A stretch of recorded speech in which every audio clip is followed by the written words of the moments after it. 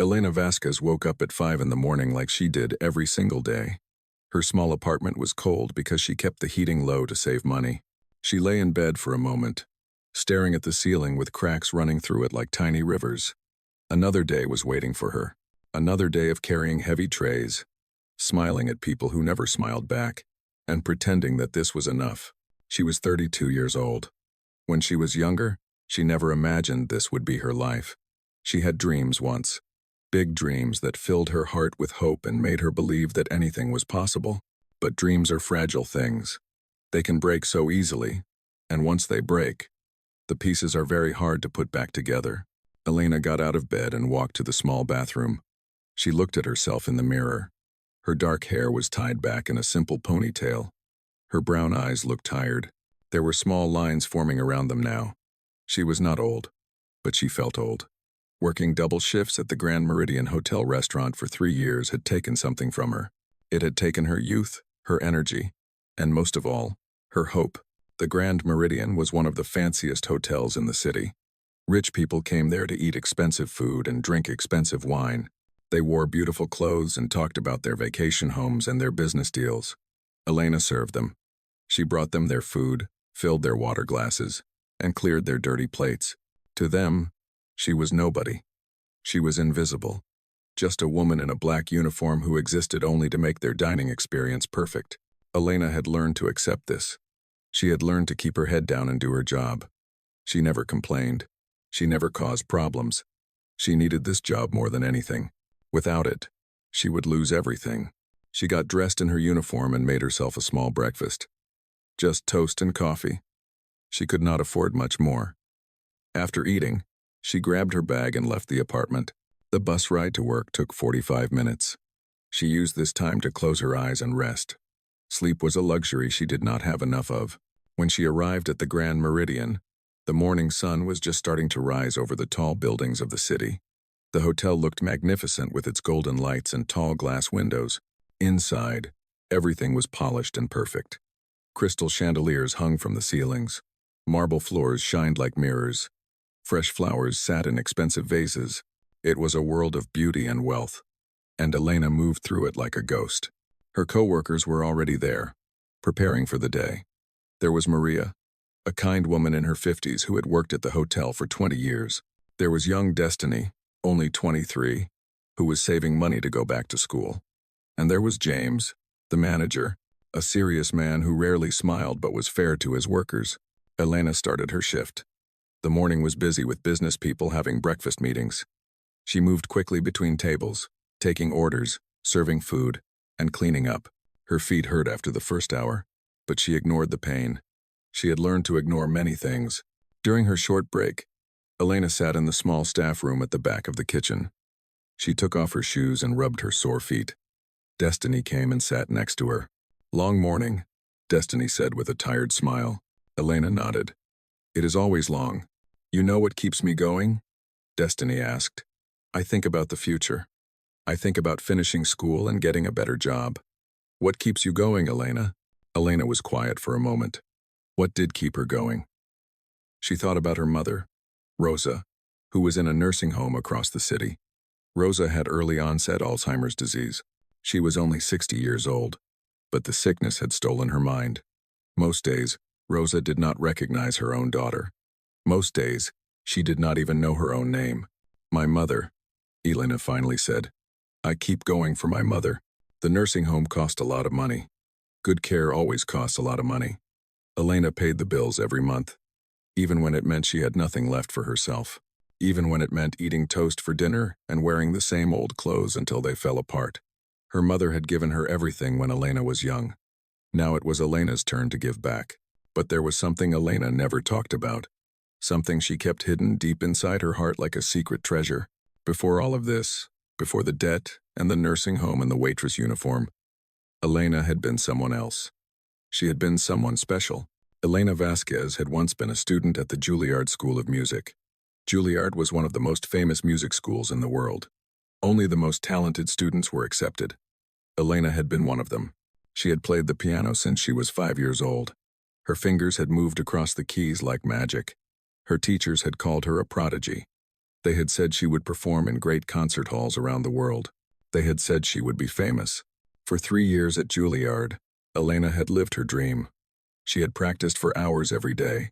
She had played Chopin and Beethoven and Rachmaninoff. The music had filled her soul with joy. When she sat at the piano, she felt complete.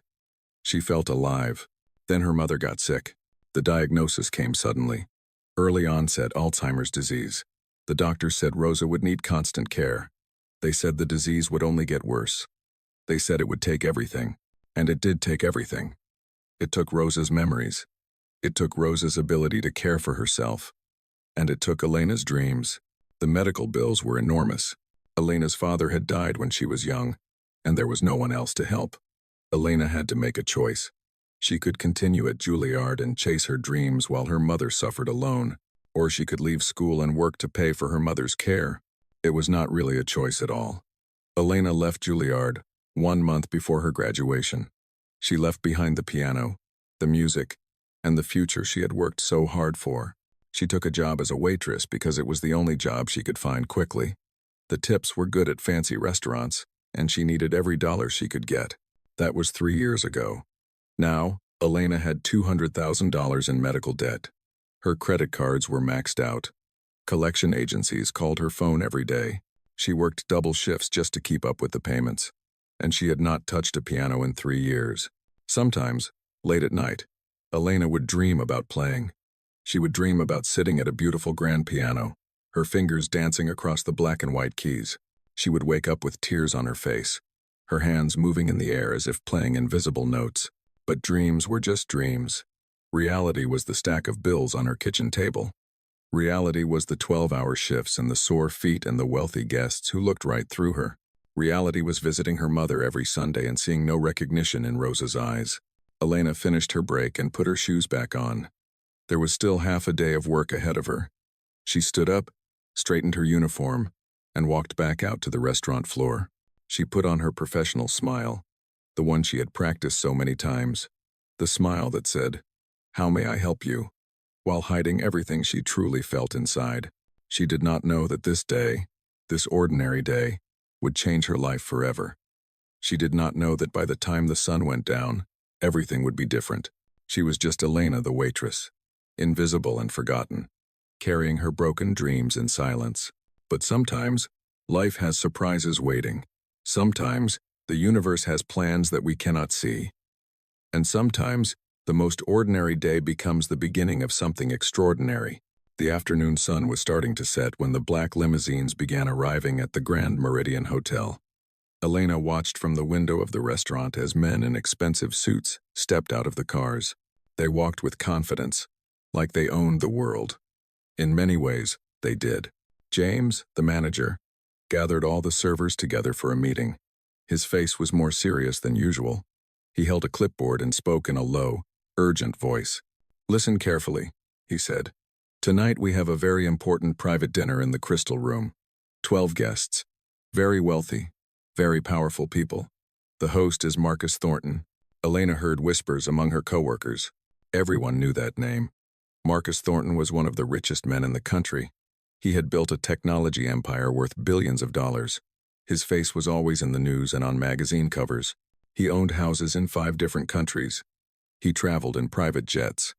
He was the kind of man who could buy anything he wanted.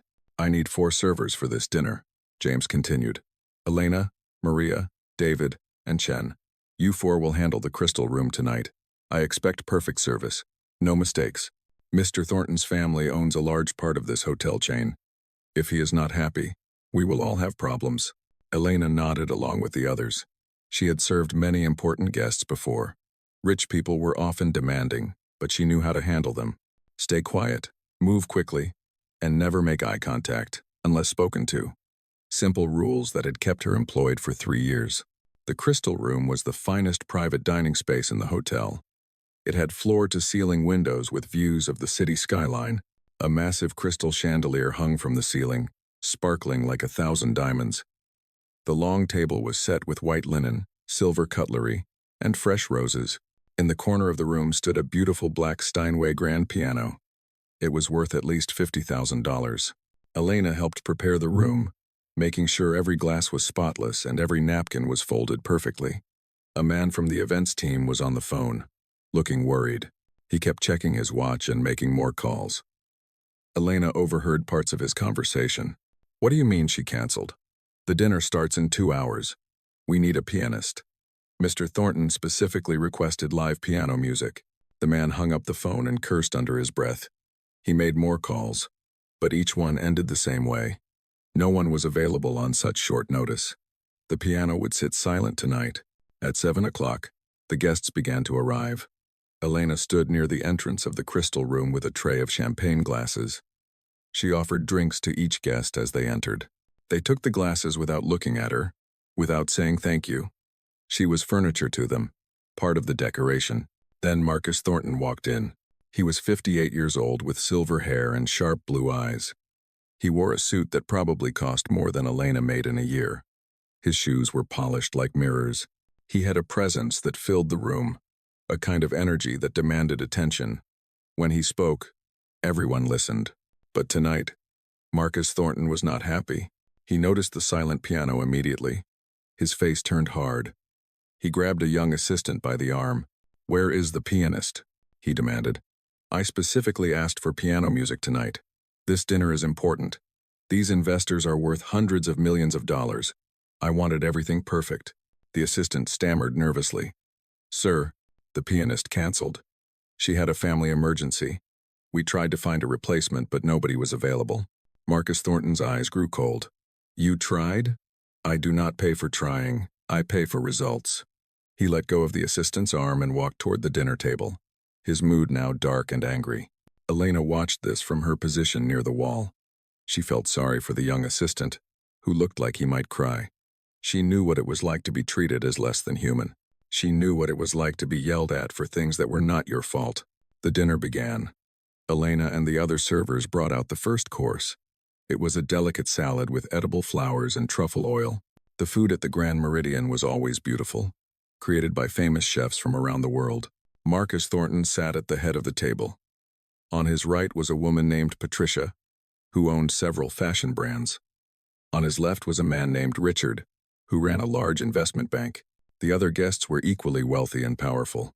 They talked about money, about deals, about buying and selling companies worth more than small countries.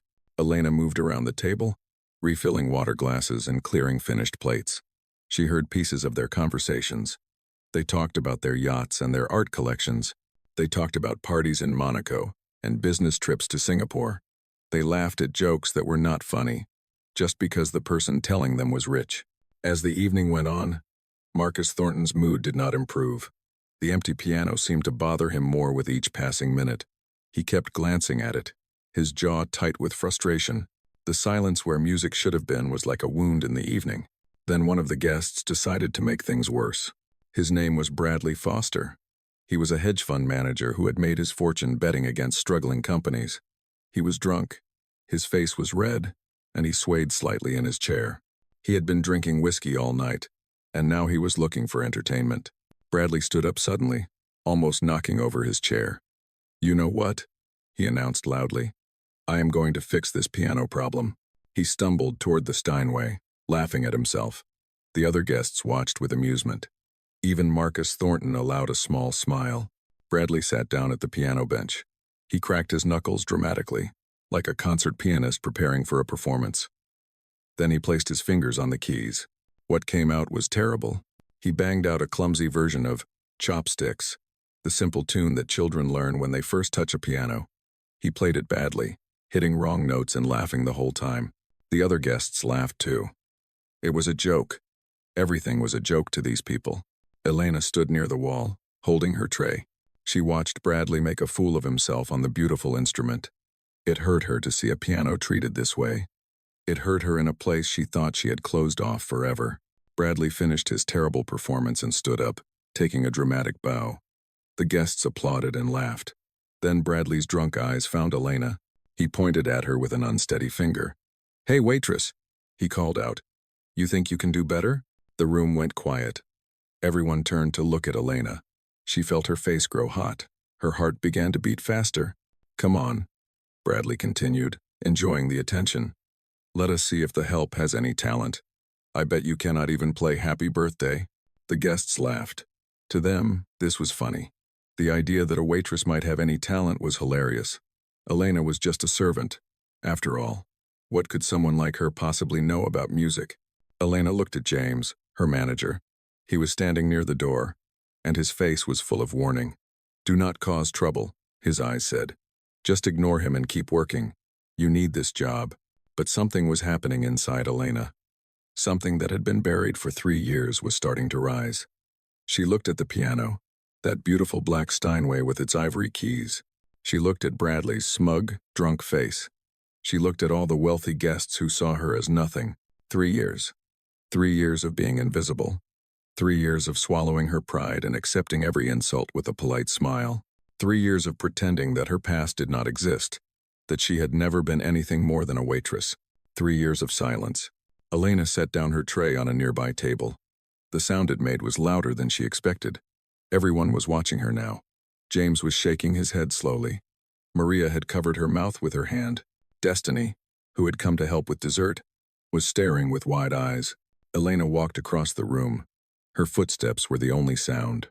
She walked past the laughing faces, past the expensive suits and designer dresses, past the champagne glasses and the gold watches. She walked to the piano. She sat down on the bench. The leather was soft and cool. The keys were perfect, clean and white and waiting. Elena placed her hands above them, feeling their familiar shape. It had been so long, 3 years, since she had touched a piano. 3 years since she had let music flow through her fingers. Her hands were trembling. She was not sure if it was fear or excitement or both. Bradley was still laughing somewhere behind her. The guests were whispering to each other. She heard someone say, "This should be entertaining." Elena took a deep breath. She closed her eyes, and somewhere in her mind, she heard her mother's voice from long ago. "Play beautifully, my darling. Play from your heart." Her fingers touched the keys. The first note Elena played hung in the air like a question. It was soft and pure, a single tone that seemed to silence everything else in the room. The whispers stopped. The laughter died. Even Bradley's drunk smile began to fade.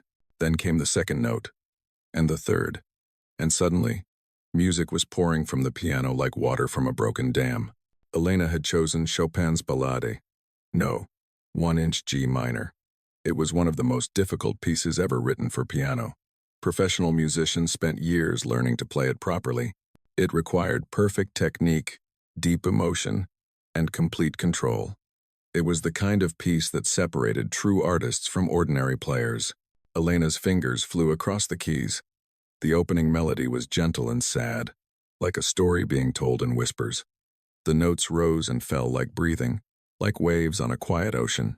Everyone in the room felt something change in the air. This was not what they had expected. This was not what anyone had expected. Maria, the older server, had stopped moving completely. She stood frozen with a cloth napkin in her hand, tears forming in her eyes. She had worked with Elena for 3 years and never knew. How could she not have known? Destiny pressed her back against the wall, her mouth open in shock. She had asked Elena that very morning what kept her going. Now she understood that Elena carried something inside her that was too big for words, a gift that had been locked away, hidden from the world. James, the manager, had stepped forward from his position by the door. His serious face had softened into something like wonder.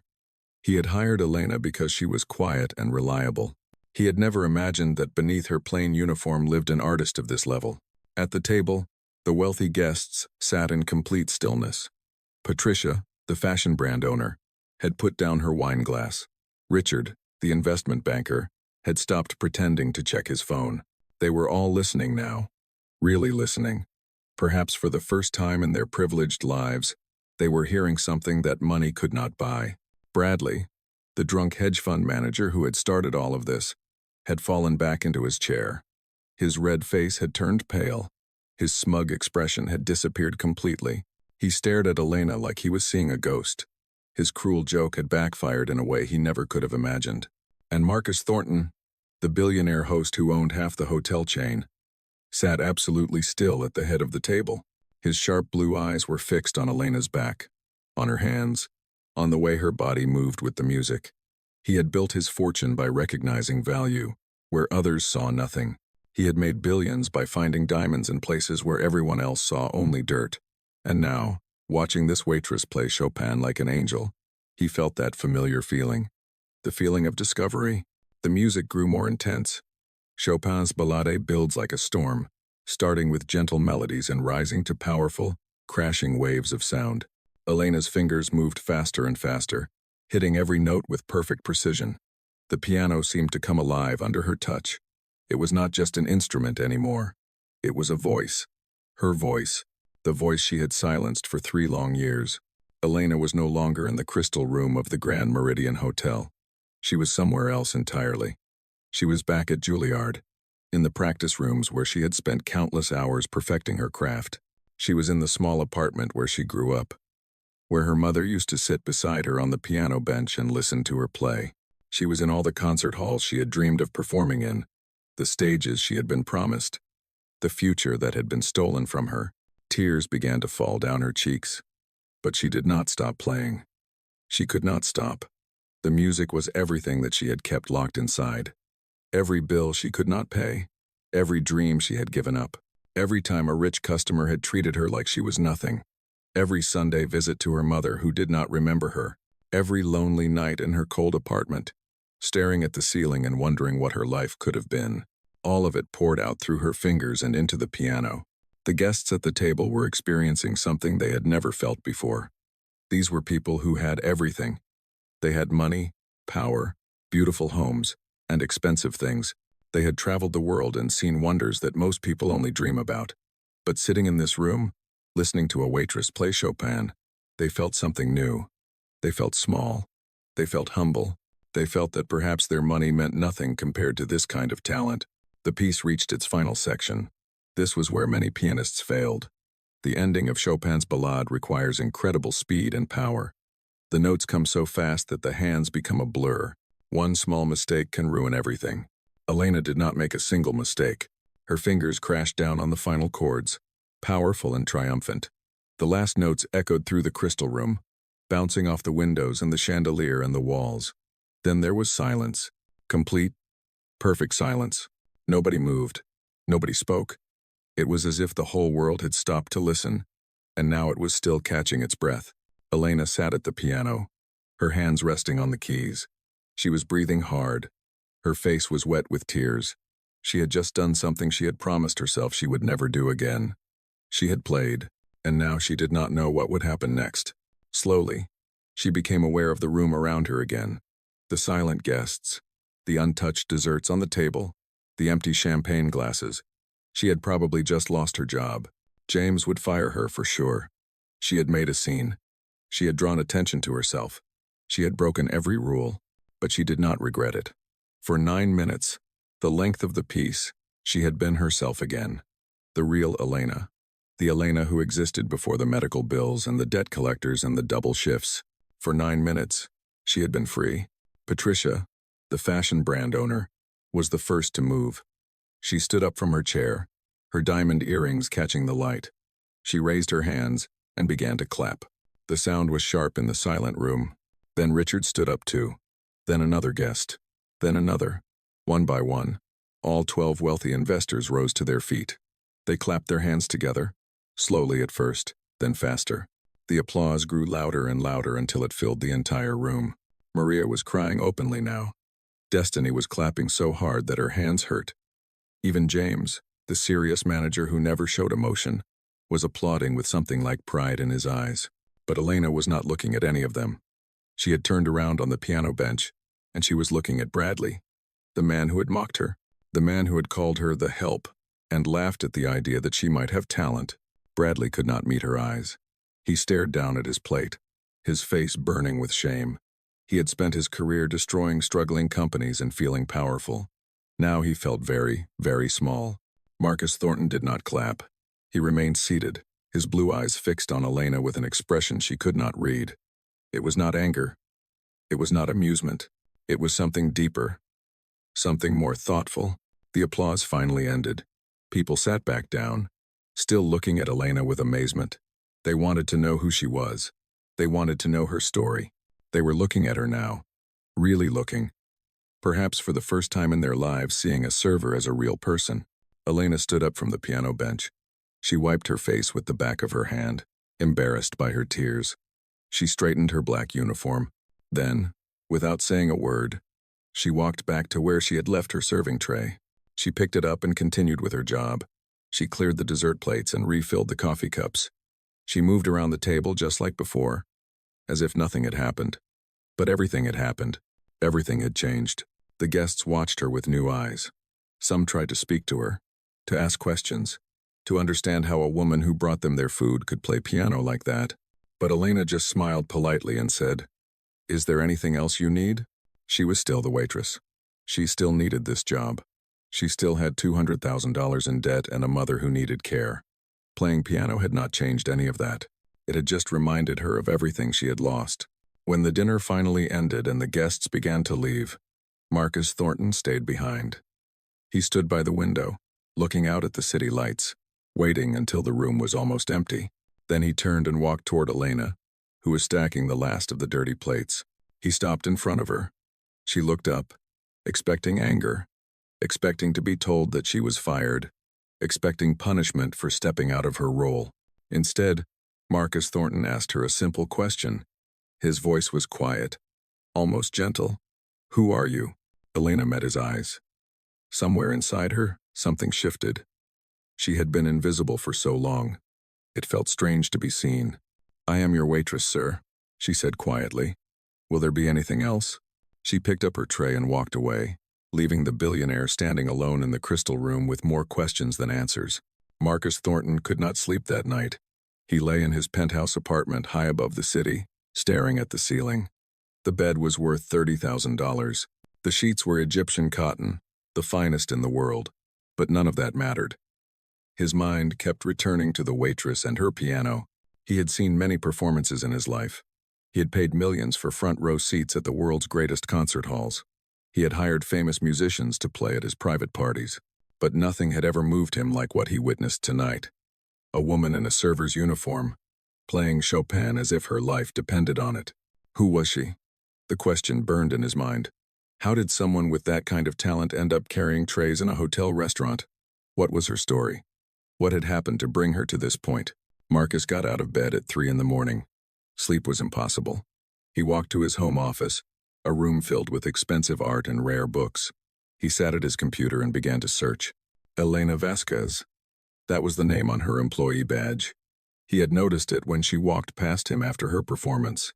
He typed the name into his computer and started looking. It did not take long to find information. Marcus had resources that most people did not have. He had connections. He had people who could find out almost anything about anyone. By the time the sun started to rise over the city, Marcus Thornton knew Elena's whole story. He learned about Juilliard. He found old articles from music magazines that had called her one of the most promising young pianists of her generation. He found videos of her performing at student concerts, her hands flying across the keys with the same magic he had witnessed last night. He found pictures of her receiving awards, standing next to famous musicians who had praised her talent. Then he learned about her mother, Rosa Vasquez, diagnosed with early-onset Alzheimer's disease at age 57, a cruel sickness that attacks the brain and steals memories piece by piece. There was no cure. There was only care, and care cost money. Lots of money. He found records of the nursing home where Rosa lived. He saw the monthly bills that Elena was paying. He discovered the mountain of medical debt that had crushed her dreams. $200,000. That number would mean nothing to Marcus. He spent more than that on a single painting. But to Elena, it was a prison sentence. Marcus sat back in his chair and thought about what he had learned. Elena had given up everything for her mother. She had walked away from a brilliant future to pay medical bills. She had buried her talent under a waitress uniform and never complained. She had made the hardest choice a person could make, and she had made it with courage. He thought about his own life. He had 3 children from 2 marriages. He rarely saw them. He had built his fortune by working constantly, by putting business before family, by choosing money over love. His children had everything they could ever want except a father who was present. He had missed birthdays, school plays, graduations. He had missed their childhoods entirely. Elena had done the opposite. She had sacrificed her dreams to care for someone she loved. She had chosen family over fame. She had chosen duty over desire. And she had done it quietly, without asking for recognition or sympathy. Marcus felt something strange in his chest. It took him a moment to recognize what it was. Admiration. He admired this woman. This waitress who had nothing, admired by the billionaire who had everything. He made some phone calls as the morning continued. He spoke to the director of Juilliard and learned more about Elena's time there. He spoke to doctors about Alzheimer's care and understood the financial burden it created. He spoke to his financial advisors about something he was considering. By noon, Marcus had made a decision. It was unusual. It was perhaps foolish. But it felt right in a way that few things in his life had ever felt right. Meanwhile, Elena was getting ready for another shift at the Grand Meridian. She had barely slept either. Her mind kept replaying the events of last night. The music, the applause, the look on Marcus Thornton's face when he asked who she was. She expected to be fired.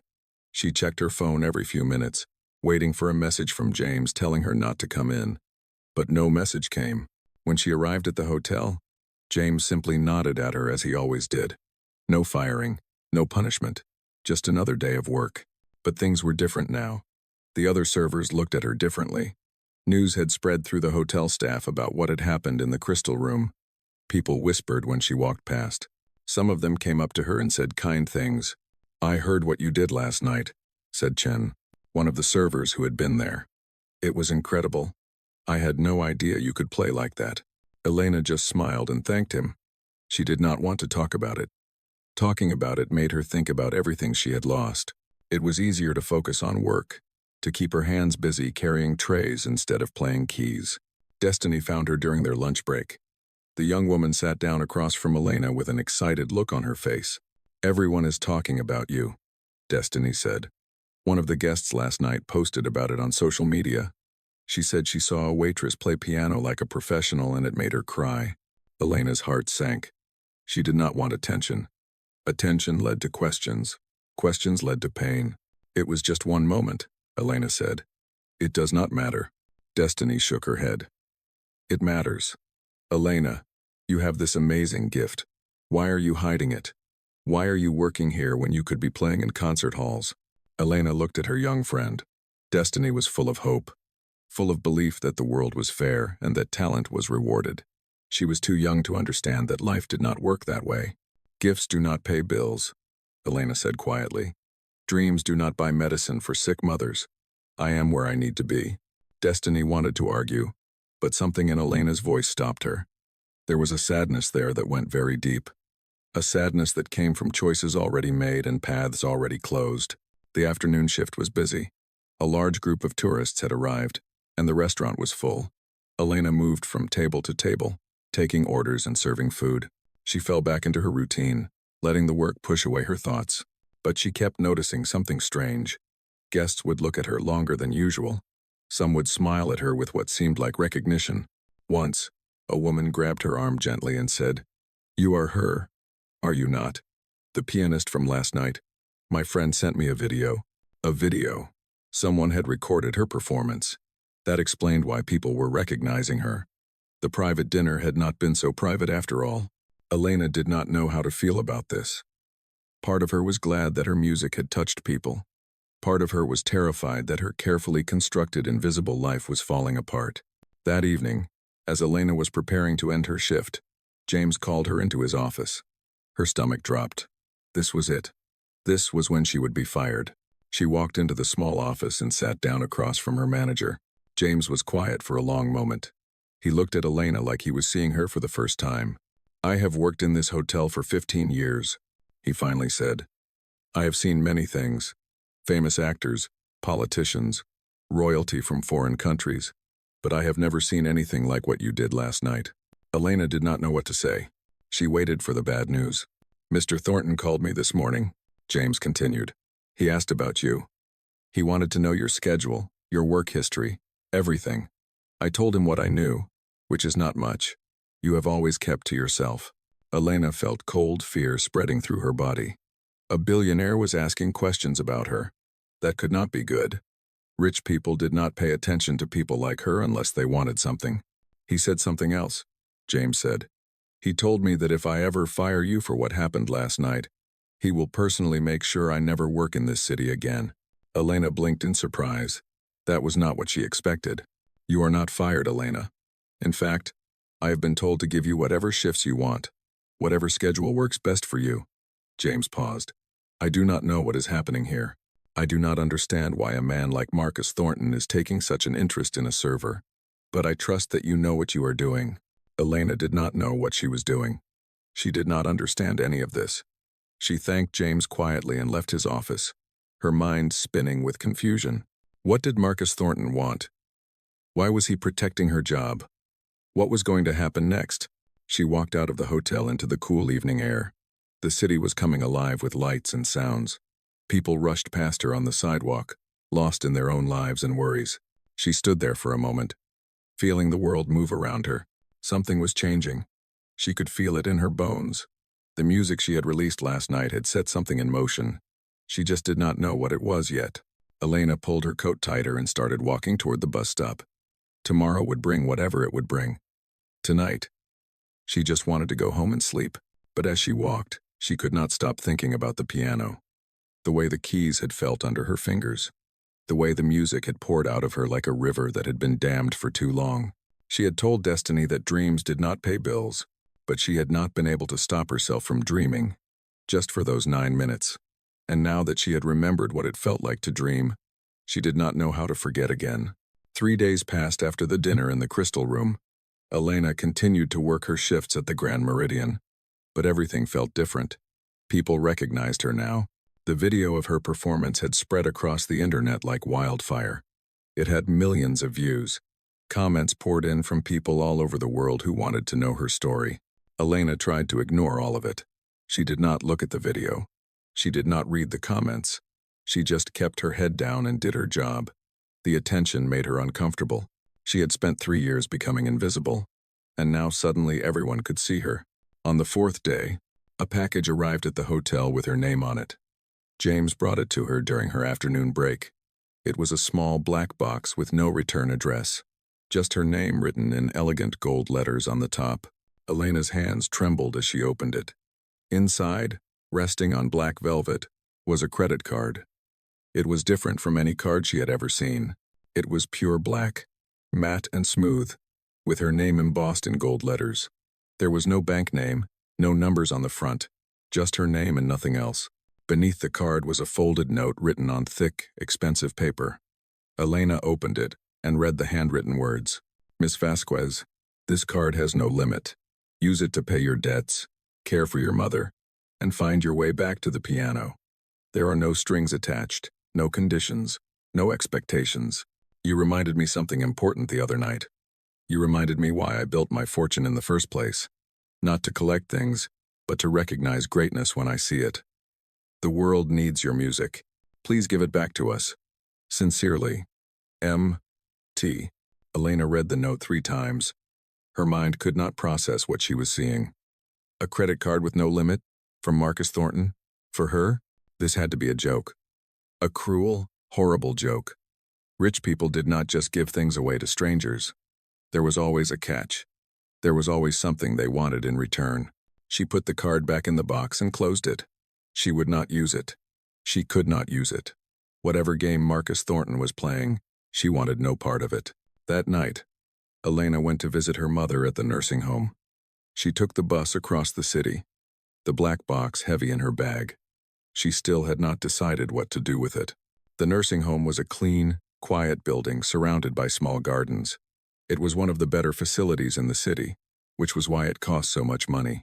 Elena had chosen it because she wanted her mother to have the best care possible. She had sacrificed everything to make sure Rosa was comfortable and safe.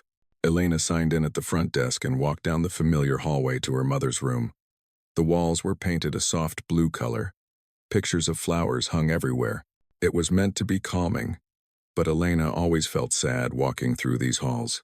She knocked on the door and entered. Rosa was sitting in a chair by the window, looking out at the garden. She was 60 years old but looked much older. Her hair had turned completely white. Her hands, once so strong and capable, now lay still in her lap. "Hello, Mama," Elena said softly. Rosa turned to look at her. There was a moment of blankness in her eyes. The empty look that Elena had grown used to. Then something flickered. A spark of recognition. "Elena?" Rosa whispered. "Is that you?" Elena felt tears spring to her eyes. Her mother remembered her today. That did not happen often anymore. "Yes, Mama. It is me." She sat down next to her mother and took her hand. Rosa's skin was thin and soft, like paper. Elena held it gently, afraid to squeeze too hard.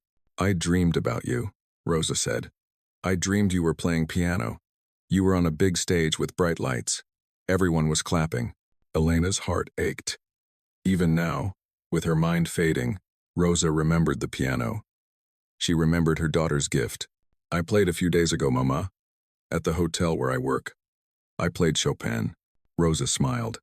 It was a beautiful smile, the same smile Elena remembered from her childhood. "Chopin was always your favorite. You played him so beautifully. I was so proud of you." "You still are proud of me, Mama. I know you are." They sat together in comfortable silence. Outside, birds sang in the garden trees. The afternoon sun cast warm light through the window. For a moment, everything felt peaceful. Then Rosa's face changed. The light in her eyes dimmed. The recognition faded away like morning fog. "Who are you?" Rosa asked, pulling her hand back. "I do not know you. Please leave my room." Elena swallowed the pain that rose in her throat. "It is okay, Mama. I am just visiting. I will go now." She stood up and kissed her mother's forehead. Rosa did not react. She had already turned back to the window, looking at something that only she could see. Elena walked out of the room and down the hallway. She stopped at the front desk to speak with the nursing home director, a kind woman named Mrs. Patterson. "Miss Vasquez," Mrs. Patterson said with a worried expression. "I was just about to call you. We need to discuss your mother's account." Elena felt her stomach tighten. She knew what was coming. "Your payment was due last week. We have not received it yet. I understand that finances can be difficult, but we cannot continue to provide care without payment." Elena nodded slowly. The bills had been piling up faster than she could pay them. She had been working double shifts, taking every extra hour she could get. But it was not enough. It was never enough. "I will pay by the end of the week," Elena said. "I promise." Mrs. Patterson looked sympathetic. "I know you are doing your best, but if the payment does not come through, we will have to discuss alternative arrangements. There are less expensive facilities that might be able to help." Less expensive facilities. That meant worse care.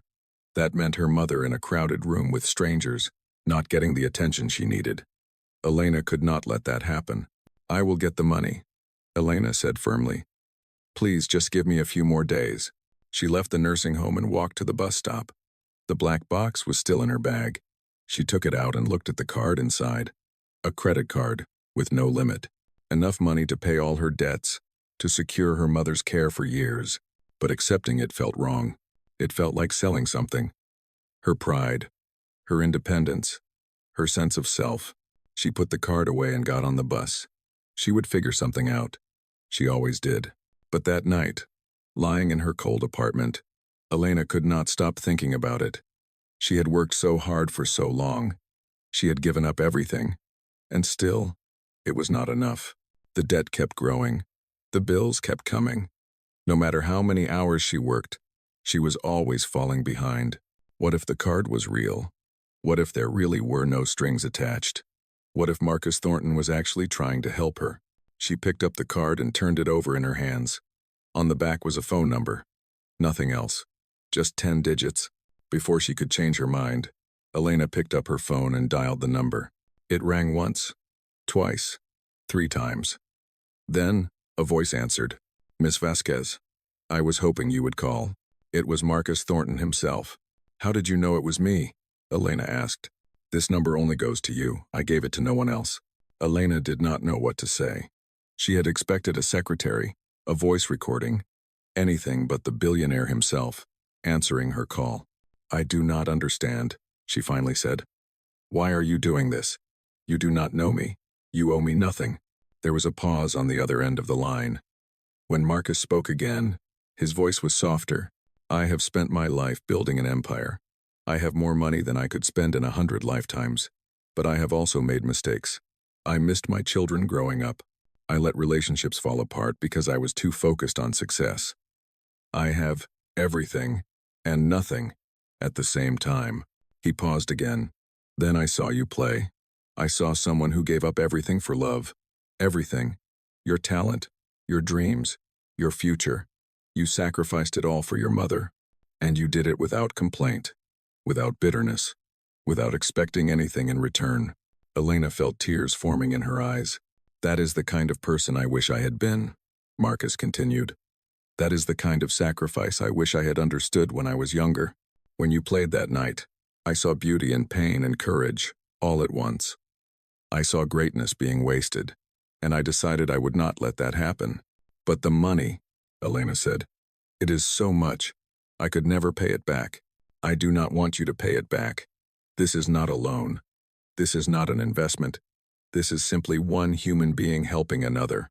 The money means nothing to me, Miss Vasquez, but your music means everything. To you, to the people who heard you play, to the world that has not heard you yet. Elena was crying now, real tears rolling down her cheeks. I have one request, Marcus said. Not a condition, just a request. There is a music fellowship that my foundation sponsors. It gives artists a second chance to pursue their craft. I would like you to audition for it. If you are selected, you will receive support to return to music full-time. You will have time to practice, to perform, to become the pianist you were meant to be. Elena wiped her face with her hand. And if I do not want to audition? Then you do not audition. The card is still yours. The money is still yours. No strings. I told you that, and I meant it. She was quiet for a long moment. Outside her window, the city hummed with life. Cars passed on the street below. Somewhere, music was playing from a neighbor's apartment. Why do you believe in me? Elena asked quietly. You saw me play once. For 9 minutes. How can you be so sure? Marcus Thornton's answer was simple. Because in those 9 minutes, you made a room full of billionaires forget about their money. You made them remember that there are things in this world more valuable than gold. That is a rare gift, Miss Vasquez. And rare gifts should not be wasted. The call ended shortly after. Elena sat on her bed, holding the black card in one hand and her phone in the other. The nursing home bill was due in days. Her rent was coming up. Her credit cards were maxed out. She looked at the card. No strings. No conditions. Just help offered freely by a stranger who had seen something in her that she had forgotten existed. Elena made a decision. She would use the card. She would pay her debts. She would take care of her mother. And she would audition for the fellowship.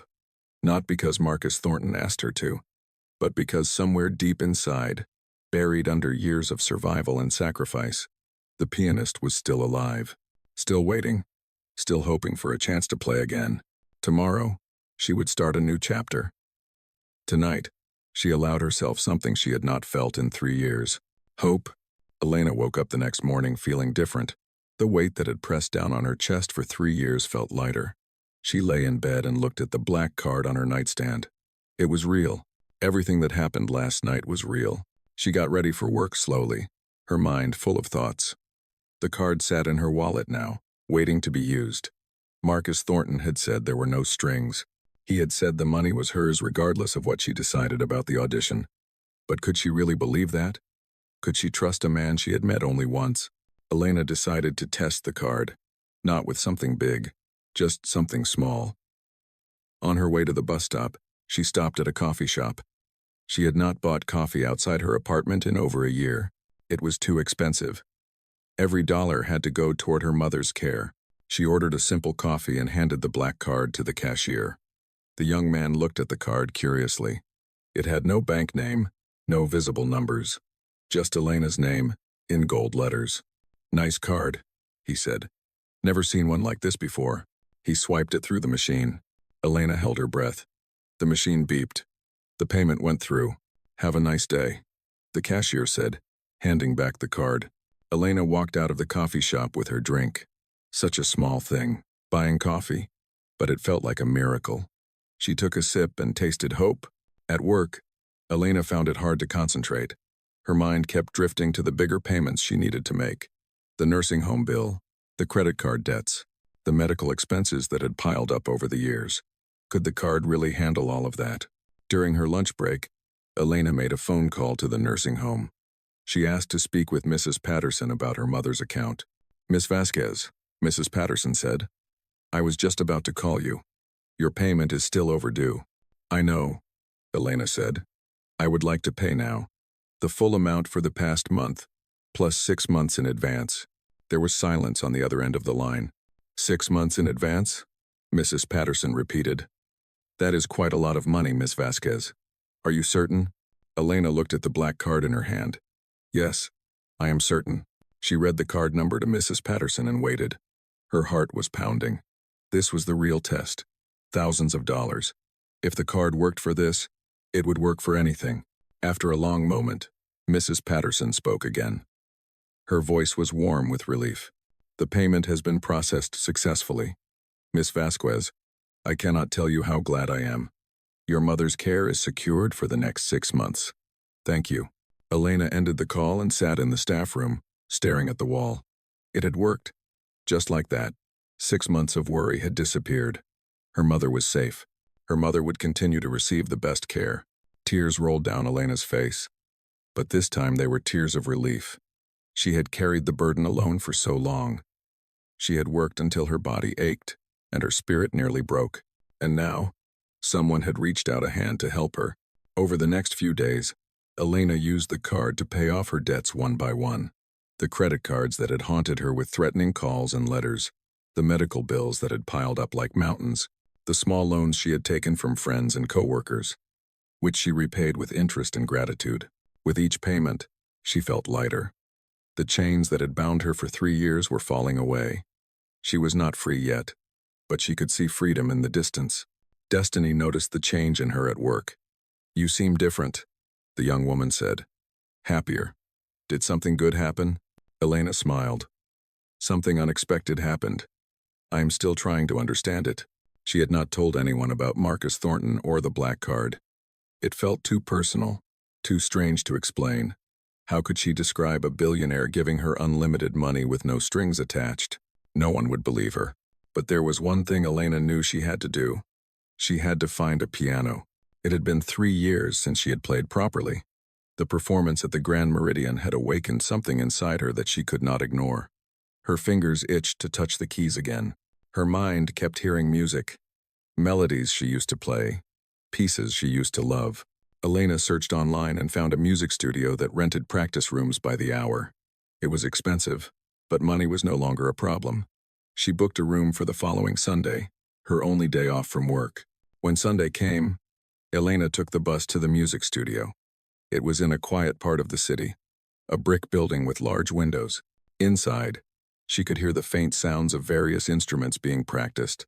Violins, guitars, drums, and somewhere, a piano.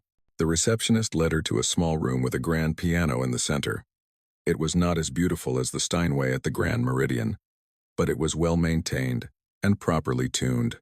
Elena thanked the receptionist and closed the door behind her. She stood alone in the room, looking at the piano. Her heart was beating fast. What if she had lost her skill? What if 3 years away had ruined her technique? What if the performance at the hotel had been a one-time miracle that she could never repeat? Elena sat down on the bench and placed her hands on the keys. She did not play immediately. She just felt the cool ivory under her fingertips. She remembered all the hours she had spent practicing as a child, as a teenager, as a young woman at Juilliard. She remembered her mother sitting beside her, encouraging her, believing in her. She began to play. The first notes were hesitant, uncertain. Her fingers felt stiff and clumsy. She made mistakes she would never have made before. The music that came out was rough and imperfect, but she kept playing. After an hour, her hands began to remember. The muscle memory that she had built over 20 years of practice started to wake up. Her fingers moved more smoothly. The mistakes became fewer. The music became cleaner. After 2 hours, Elena was lost in the sound. She played Chopin and Beethoven and Debussy. She played pieces she had not touched in years. Some of them came back easily. Others required more work, but all of them felt like coming home. When her time was up, Elena did not want to leave. She booked another session for the following week, and the week after that, and the week after that. Every Sunday became piano day, a day to remember who she used to be. a day to rebuild what she had lost. As the weeks passed, Elena's playing improved dramatically. The skills that had made her a star at Juilliard were returning. Her technique was sharpening. Her expression was deepening. She was becoming a pianist again. But she had not yet contacted Marcus Thornton about the audition. The thought of it terrified her. What if she was not good enough? What if she had waited too long? What if the fellowship committee saw a washed-up waitress instead of a real artist? One evening, after a particularly good practice session, Elena's phone rang. She did not recognize the number, but she answered anyway. "Miss Vasquez, this is Margaret Chen from the Thornton Foundation. Mr. Thornton asked me to reach out to you about the music fellowship audition." Elena's throat tightened. "Yes, I know about it. The audition is in 3 weeks. We have not yet received your application. Mr. Thornton wanted me to remind you that there is no pressure, but the deadline is approaching. If you are interested, I can send you the application materials." 3 weeks. That was not much time. Elena thought about all the work she still needed to do, all the practice hours she still needed to put in. "Send me the materials," Elena said before she could change her mind. "I will apply." After hanging up, Elena sat in silence. She had just committed to something that scared her more than anything. She was going to audition. She was going to put herself out there, to be judged, to risk failure in front of people who knew music. But she was also going to try. For the first time in 3 years, she was going to try for something more than just survival. She was going to try for her dreams. Elena looked at her hands. They were not the soft hands of a concert pianist anymore. They had calluses from carrying heavy trays. They had small scars from kitchen accidents. They were the hands of a working woman. But they were also the hands that had played Chopin so beautifully that a room full of billionaires had cried. They were the hands that remembered every note, every phrase, every piece she had ever learned. They were her mother's hands, strong and determined, never giving up. Elena made a promise to herself in that moment. She would practice every day. She would work harder than she had ever worked. She would walk into that audition room and show them what a waitress from the Grand Meridian could do. 3 weeks, 21 days. It was not much time, but it was enough. The 3 weeks before the audition were the hardest of Elena's life. She worked her shifts at the Grand Meridian during the day and practiced piano every night. She slept only 4 or 5 hours. She ate quickly, barely tasting her food. Every spare moment was spent at the keyboard. She had rented a small electronic piano for her apartment. It was not the same as a real grand piano, but it allowed her to practice at home. She played until her neighbors complained about the noise. Then she played with headphones until her fingers ached. The piece she chose for the audition was Rachmaninoff's Piano Concerto No. 2. It was the same piece she had been preparing for her senior recital at Juilliard, the performance she never got to give. The piece was technically demanding, emotionally powerful, and deeply personal to Elena. If she was going to audition, she wanted to play something that meant everything to her. Destiny watched Elena push herself with growing concern. At work, Elena looked exhausted. Dark circles formed under her eyes. She moved more slowly, her body tired from the endless practice. "You need to rest," Destiny told her one afternoon. "You are going to make yourself sick." Elena shook her head. "I will rest after the audition.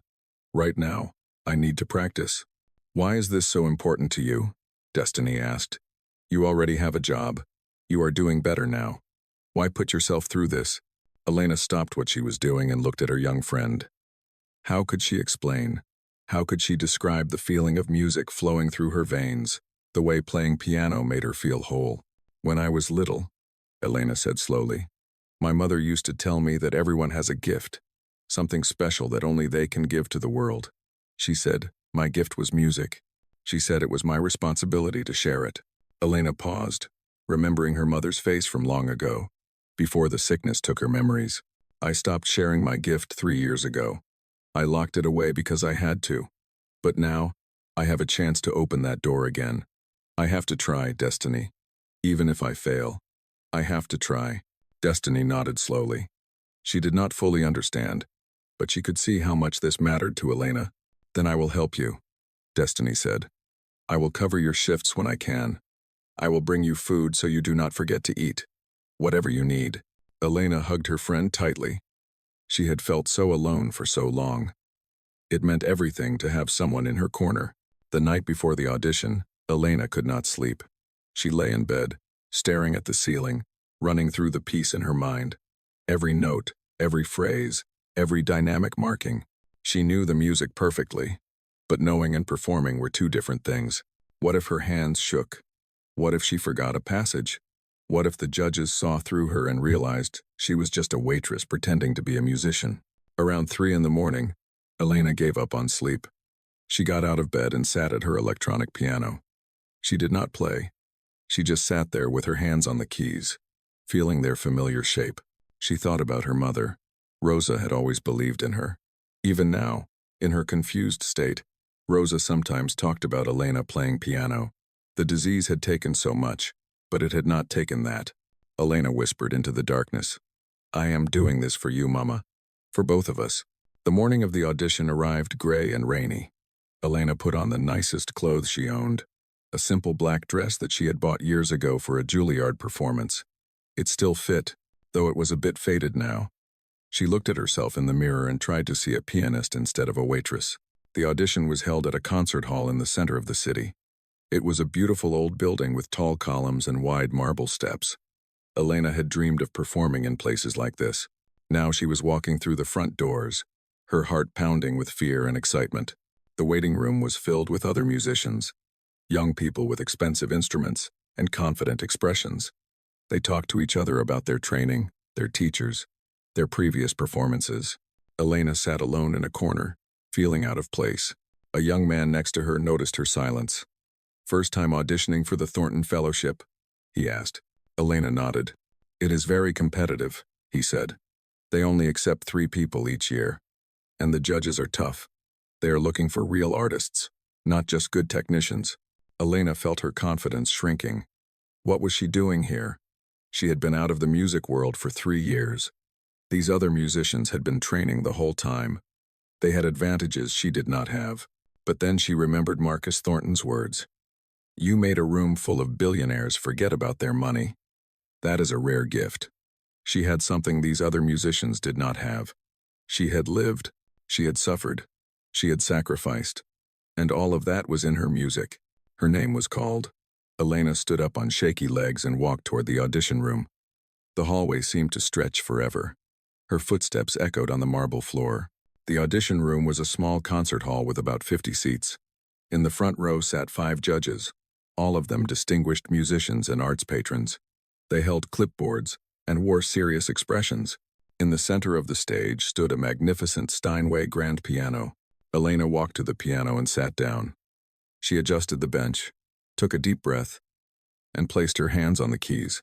"Whenever you are ready, Miss Vasquez," one of the judges said. Elena closed her eyes. She thought about her mother teaching her first notes as a child. She thought about the hours of practice, the dreams of concert halls, the moment when everything fell apart. She thought about the dinner at the Grand Meridian, the cruel joke that became a turning point. She thought about all the people who had never seen her, all the wealthy guests who had looked right through her, all the years of being invisible. Then she began to play. The opening of Rachmaninoff's Second Piano Concerto is soft and mysterious, like a question being asked in the darkness. Elena's fingers moved gently across the keys, drawing out each note with care. The melody grew slowly, building tension and emotion. What Elena did not know was that Marcus Thornton was watching.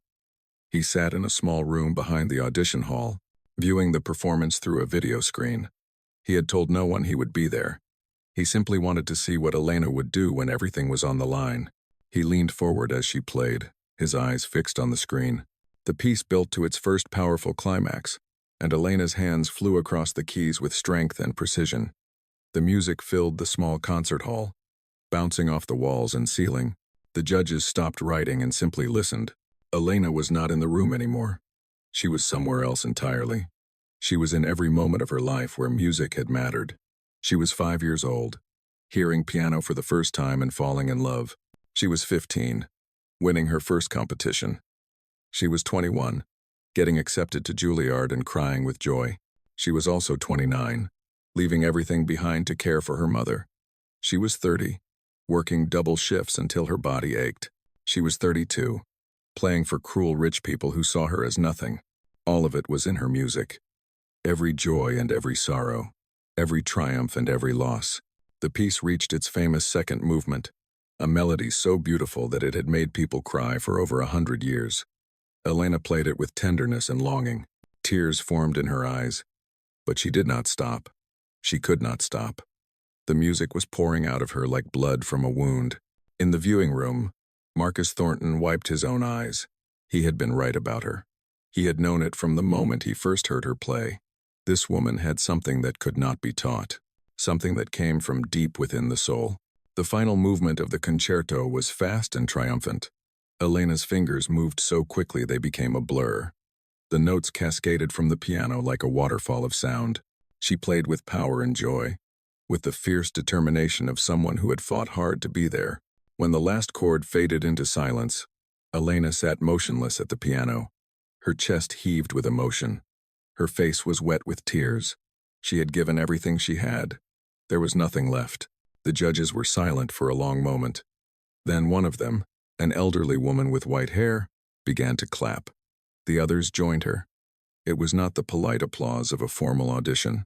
It was genuine appreciation for something extraordinary. Elena stood and bowed, her legs trembling. She walked off the stage and into the hallway, where she collapsed against a wall and sobbed. She did not know if she had been good enough. She did not know what the judges thought. She only knew that she had tried. She had given them everything. Whatever happened next was out of her hands. The week after the audition was torture.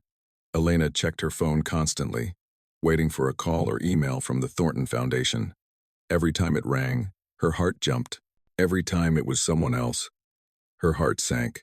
She went back to work at the Grand Meridian, trying to keep busy, but her mind was always somewhere else. Had she played well enough? Had the judges liked her performance? Or had they seen through her, recognizing a woman who had been away from music too long? Destiny tried to keep her spirits up. "You were amazing in that hotel room," she said. "You made people cry." The judges must have seen the same thing. "The hotel was different," Elena replied. "Nobody expected anything from me. At the audition, everyone expected excellence. I do not know if I gave them that." On the 8th day after the audition, Elena received an email. The subject line read, "Thornton Foundation Music Fellowship. Decision." Her hands shook so badly that she could barely open the message. She was in the staff room at the hotel, surrounded by coworkers eating their lunches. She found a quiet corner and read the words on her screen. "Dear Miss Vasquez, we are pleased to inform you that you have been selected as a recipient of the Thornton Foundation Music Fellowship. Your audition demonstrated extraordinary talent, emotional depth, and artistic maturity. The selection committee was deeply moved by your performance of Rachmaninoff's Piano Concerto. No. 2. Elena stopped reading. She read those lines again and again. Selected. She had been selected. The email continued with details about the fellowship. She would receive a monthly stipend that would allow her to focus on music full-time. She would have access to practice facilities, performance opportunities, and mentorship from established musicians. The fellowship would last for 2 years, with the possibility of extension. Elena sat down heavily on a chair. Her legs could not hold her anymore. She had done it. After 3 years of sacrifice and struggle, after giving up everything she loved, she had found her way back to music. Tears streamed down her face. Maria, the older server, noticed and rushed over. "Elena, what is wrong? Are you hurt?" Elena shook her head and smiled through her tears. "Nothing is wrong. Everything is right. For the first time in years, everything is right." She showed Maria the email. The older woman read it and gasped. Then she hugged Elena tightly. "I always knew you were special," Maria said. "From the first day you started working here, I knew there was something different about you, something you were hiding." Word spread quickly through the hotel staff. Within an hour, everyone knew that Elena, the waitress, had won a prestigious music fellowship. People came to congratulate her, to hug her, to tell her how happy they were for her. James, the manager, called her into his office. Elena expected him to be upset about losing a good worker. Instead, he smiled warmly. "I heard the news," he said. "I am very proud of you, Elena. You deserve this." "Thank you for everything," Elena said. "For giving me this job when I needed it. For keeping me employed when I played piano at the dinner. For being fair and kind." James waved his hand. You were always an excellent worker. The hotel was lucky to have you. He paused. But you were meant for bigger things. Go and do them. That evening, Elena visited her mother at the nursing home. Rosa was having a good day. She recognized Elena immediately and smiled when she entered the room. My beautiful girl, Rosa said. You look happy today. Elena sat beside her mother and took her hand. I have news, Mama. Good news. She told Rosa about the fellowship, about the audition and the piano and the chance to play music again. Rosa listened with bright eyes, nodding along. I knew it, Rosa said when Elena finished. I always knew you would play again. Your gift is too big to keep hidden. Elena squeezed her mother's hand. I did it for you, Mama. Everything I did was for you. Rosa shook her head slowly. No, my darling. You did it for yourself. You did it because music is who you are. I just helped you remember. They sat together in comfortable silence, watching the sunset through the window. Elena felt peace settling over her. For the first time in years, the future did not seem scary. It seemed full of possibility. The next few weeks were busy with changes. Elena gave her notice at the Grand Meridian. Her co-workers threw her a small goodbye party, with a cake and cards and tearful hugs. Destiny cried the hardest. I am going to miss you so much, Destiny said. You were the best friend I had here. We will stay in touch, Elena promised. And I want you to finish school. I want to see you become a nurse, like you always wanted. Destiny nodded. I will, I promise. Elena hugged her friend tightly. Destiny had been one of the few bright spots in 3 dark years. She would never forget that kindness. The fellowship provided Elena with a small apartment near the city's main concert hall. It was simple but comfortable, with a real piano in the living room. Every morning, Elena woke up and played. Every afternoon, she practiced. Every evening, she studied scores and listened to recordings of master pianists. She was assigned a mentor, an elderly pianist named Professor Heinrich Stern. He had performed on the world's greatest stages and taught at the finest conservatories. He was demanding and perfectionist, but also kind and patient. You have natural talent, Professor Stern told her during their first lesson. But talent is only the beginning. Now we must build technique, develop interpretation, create artistry. Elena worked harder than she had ever worked. She practiced 8 hours a day. She learned new pieces and relearned old ones. She studied music theory and history. She attended concerts and listened critically, analyzing what made great performances great. Slowly, she transformed. The waitress disappeared.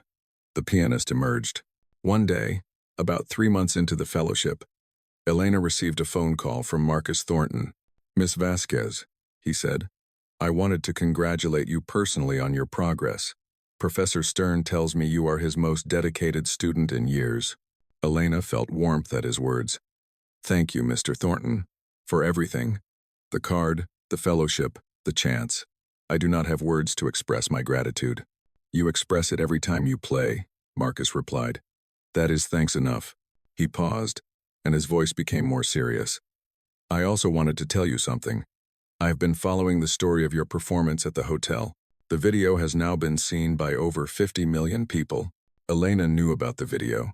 She had tried to ignore it, focusing on her practice instead of her sudden fame, but it was hard to avoid. People recognized her on the street sometimes. Reporters had called asking for interviews. The world is watching you now, Miss Vasquez. They want to see what happens next. They want to see if the waitress can become a real pianist. Elena felt the weight of those words. 50 million people. That was more than she could imagine. All of them, watching, waiting, judging. Does that scare you? Marcus asked. Elena thought about the question. Yes, she admitted. It terrifies me. Good, Marcus said. Fear is useful. It keeps us sharp. It makes us work harder. But do not let it control you. You have already proven yourself once. Now prove yourself again. After the call, Elena sat at her piano for a long time.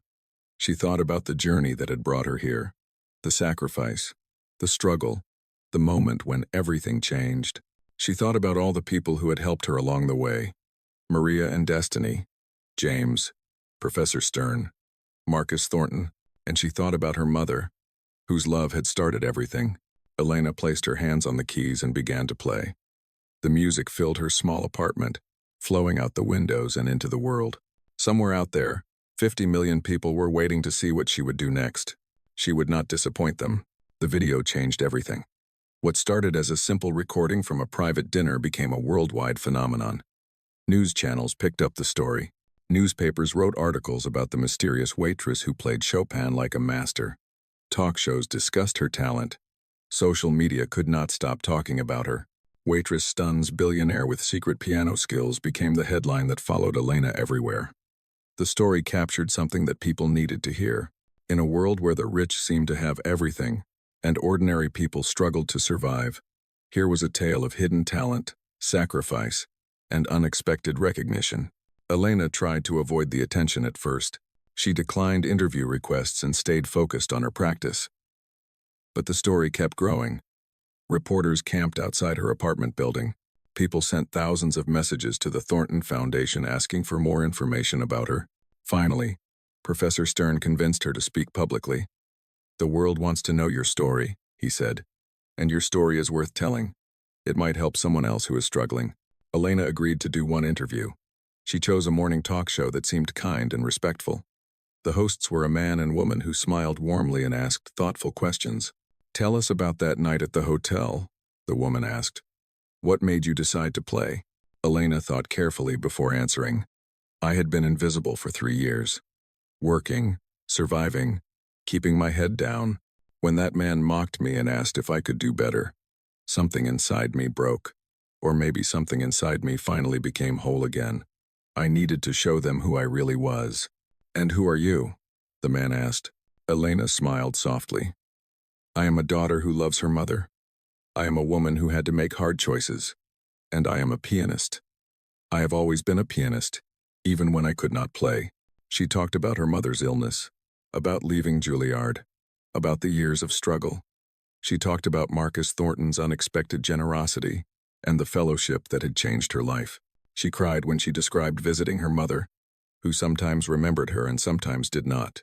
The interview was watched by millions of people. Afterward, Elena's story spread even further. She became a symbol of hope for everyone who had ever given up a dream for responsibility. Messages poured in from around the world. A mother in Brazil wrote that Elena's story inspired her to return to painting after years of caring for sick children. A man in Japan said he had started playing guitar again after watching the video. A young woman in England said she had decided to go back to school after seeing what Elena had accomplished. The attention brought opportunities. Concert halls reached out, wanting Elena to perform. Recording companies offered contracts. A famous film director wanted to make a movie about her life. Elena was overwhelmed by all of it. She had gone from complete invisibility to worldwide fame in a matter of months. It was too much, too fast. Some nights, she lay awake wondering if it was all a dream.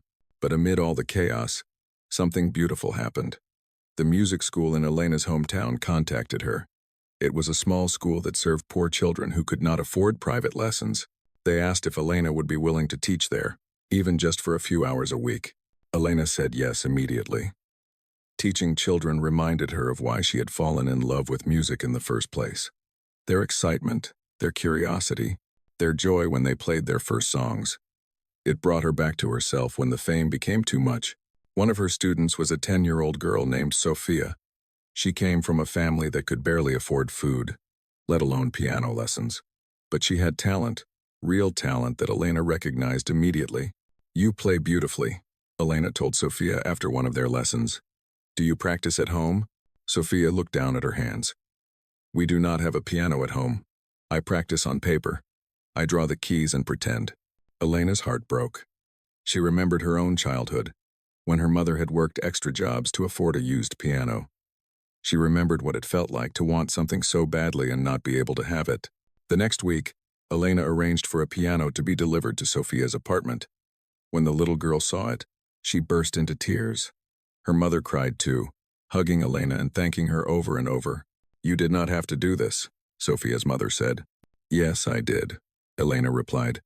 "Someone helped me when I needed it most. Now I help someone else. That is how it works." Elena began to understand that her story was not just about her anymore. It was about everyone who had ever struggled. everyone who had ever sacrificed, everyone who had ever been invisible. Her success meant something to people because it showed that talent and hard work could still be recognized, even when the odds seemed impossible. She used her growing fame to speak about the importance of arts education. She gave talks at schools and community centers. She advocated for funding for music programs that served underprivileged children. She wanted every child like Sophia to have a chance to discover their gifts. Marcus Thornton watched all of this with quiet pride. He had taken a chance on Elena because he saw something special in her performance, but he had not expected her to become a force for good in the world. She was using her platform not for personal glory, but to help others. One evening, Marcus invited Elena to dinner at a restaurant very different from the Grand Meridian. It was a small, family-owned place in a working-class neighborhood, the kind of place where Marcus Thornton would never usually be seen. "I wanted to thank you," Marcus said over simple pasta and cheap wine, "for proving me right." Elena laughed. "I should be thanking you. You changed my life." "No," Marcus said seriously. "You changed your own life. I just opened a door. You walked through it. And then you held the door open for others. That is what I hoped you would do." They talked for hours about music, about life, about the strange turns that fate can take. Marcus told Elena about his own regrets, the family connections he had neglected in pursuit of wealth. He was trying to make amends now, spending more time with his children and grandchildren. "You taught me something," he said. "You taught me that sacrifice for love is the most valuable thing in the world. More valuable than any business deal. I wish I had understood that when I was younger." Elena reached across the table and squeezed his hand. They had become unlikely friends, the billionaire and the waitress. Their worlds were completely different, but they understood each other in a way that few people could. As Elena walked home that night, she thought about how much had changed in less than a year. She had gone from serving dinner to being served, from invisible to famous, from hopeless to hopeful. But the most important things had not changed. She still visited her mother every week. She still played piano with the same passion she had felt as a child. She still woke up every morning grateful for the chance to make music. The world knew her story now. 50 million people had watched her play Chopin in a hotel dining room. Millions more had heard her speak about sacrifice and dreams. But Elena knew that her story was not finished yet. The best parts were still to come. 1 year had passed since the night at the Grand Meridian. Elena stood backstage at Lincoln Center, the most famous concert hall in America. In a few minutes, she would walk out onto that legendary stage and perform for 2,000 people. Her debut professional concert, the moment she had dreamed about since she was a little girl. Her hands were trembling, not from fear, but from the overwhelming emotion of being here. So many times, she had imagined this moment. So many times, she had thought it would never happen. She closed her eyes and took a deep breath. She could hear the audience taking their seats, the murmur of conversation, the rustle of programs. Among those 2,000 people were faces she loved and faces she had never met. All of them had come to hear her play. In the front row sat Marcus Thornton. He had flown in from a business trip in London specifically for this concert. He sat quietly, his expensive suit looking slightly out of place among the dressed-up crowd. Next to him was Destiny, wearing a beautiful dress that Elena had bought for her. Destiny had just finished her first year of nursing school, paid for by a scholarship that Elena had established with her fellowship earnings. Maria was there too, the older server who had been so kind during Elena's years at the hotel. And James, the manager who had kept her employed when he could have fired her. And Professor Stern, who had worked so hard to rebuild her technique. But the most important person was not in the audience. She was in a special room just off the concert hall, watching through a video screen. Rosa Vasquez had a good day today. When Elena had visited that morning, her mother had recognized her immediately. They had talked about the concert, about Elena's childhood, about the piano that Rosa had worked so hard to buy all those years ago. "I wish I could be there," Rosa had said, her eyes bright with pride. "You will be there, Mama," Elena promised. "We set up a special room where you can watch. You will see everything." Now, as Elena prepared to take the stage, she thought about her mother watching from that room.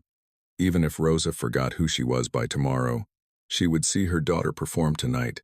She would see the little girl she had believed in become the woman she had always known she could be. A stage manager approached Elena. 5 minutes, Miss Vasquez. Elena nodded. She smoothed her black concert gown and checked her hair one more time. She looked different from the exhausted waitress who had stumbled to a piano a year ago. Her eyes were brighter. Her posture was stronger. She had found herself again. She thought about all the people who had helped her reach this moment. The strangers who had shared her video and spread her story. The children she taught who reminded her why music mattered. The donors who had contributed to her Second Chance Musicians Fund, a program she had created to help other artists who had been forced to give up their training. The fund had already helped 12 musicians return to their craft. A violinist who had stopped playing to care for her disabled husband. A cellist who had worked in a factory for 20 years before someone heard him play in a park. A young pianist from a poor neighborhood who had the talent but not the money for proper training. Elena had learned that her story had power beyond herself.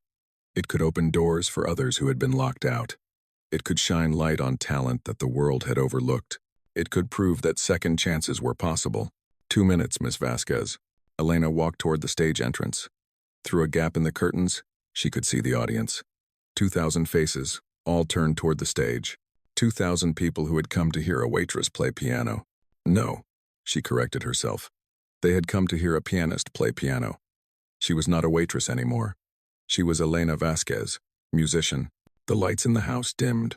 The audience fell silent. A spotlight appeared on the stage, illuminating the beautiful Steinway grand piano that waited for her. Elena stepped out into the light. The applause was immediate and warm. People rose to their feet before she had even played a single note. They were applauding her story, her journey, her courage. They were applauding the triumph of talent over circumstance. Elena walked to the piano and sat down. She adjusted the bench, placed her hands above the keys, and looked out at the audience. She found Marcus Thornton in the front row. He nodded at her, a small gesture of support and belief. She found Destiny, who was crying already. She found Maria and James, who were holding hands and smiling. She found Professor Stern, whose stern face showed rare emotion. Then she looked at the small camera mounted near the stage, the one that was sending video to her mother's room. "This is for you, Mama," Elena whispered. She began to play. The piece was Chopin's Ballade, No. 1-inch G minor. The same piece she had played at the Grand Meridian 1 year ago. But this time, she played it differently. Not with the desperate passion of someone fighting to be seen, but with the confident grace of someone who had found her place in the world. The music filled Lincoln Center, reaching into every corner of the great hall. It touched something deep in everyone who heard it. Some people closed their eyes. Some people cried. Some people simply sat in wonder at the beauty pouring from the stage. Elena played with everything she had. Every sacrifice, every struggle, every moment of doubt and despair, but also every victory, every kindness, every act of love and courage. All of it was in her music. When she reached the final chords, the hall was absolutely silent. The last notes hung in the air like a question that had finally been answered. Then the audience exploded. 2,000 people rose to their feet. The applause was deafening. It rolled over Elena like a wave, filling her with warmth and gratitude. She stood and bowed, tears streaming down her face. In the front row, Marcus Thornton clapped until his hands hurt. Destiny sobbed openly. Maria and James held each other and smiled. Professor Stern nodded with satisfaction, his work complete. And in a small room off the concert hall, Rosa Vasquez watched her daughter through a video screen. Her mind was clear tonight, and she understood what she was seeing. Her little girl, the one who had started playing piano at 5 years old, had become everything she had dreamed of becoming. "That is my daughter," Rosa said to the nurse beside her. "She plays piano." The nurse smiled and nodded. "Yes, she does. She plays beautifully."